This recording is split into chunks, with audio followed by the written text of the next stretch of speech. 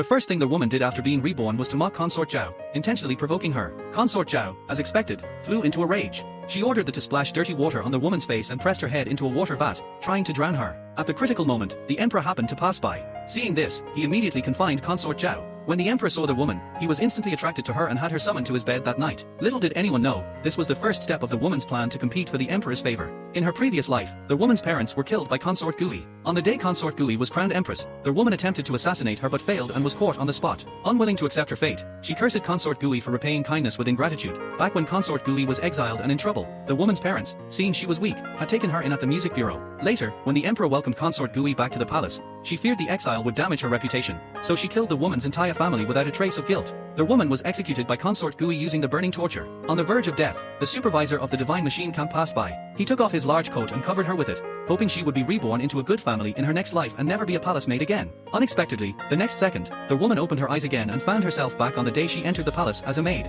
She vowed to change her fate in this life. When she saw the supervisor passing by, she remembered his warning from her previous life. Being a maid would only lead to being trampled on, and if she wanted revenge, she had to find another way. So, when the supervisor was bathing that night, she took the initiative to go to him, begging him to recommend her as a show girl. She said she would eventually become the most honored favorite in the harem and be at his service. The supervisor stated that only legitimate daughters of officials above the 4th rank could participate in the selection, and as a maid, she was not qualified. The woman said that a show girl had just died in this selection, and with his power, it would be no difficulty to arrange it. The supervisor asked why he should help her. The woman said she could serve him, and since he now held her secret, whatever he wanted in the future, whether she was titled a concubine or higher, she would offer it to him. Seeing she had some courage, the supervisor gave her the belongings of the deceased show girl. The next day, Consort Gui hosted a banquet for all show girls. When the woman saw her enemy, she tried hard to control her emotions. Before Consort Gui could finish her polite remarks, the woman pretended to be silly, sat down, and started eating alone, wolfing down a pork elbow. Lady Zhang immediately accused her of being rude. The woman said she had brought a gift for Consort Gui and presented a box of gold and jewelry, but was mocked again by Lady Zhang.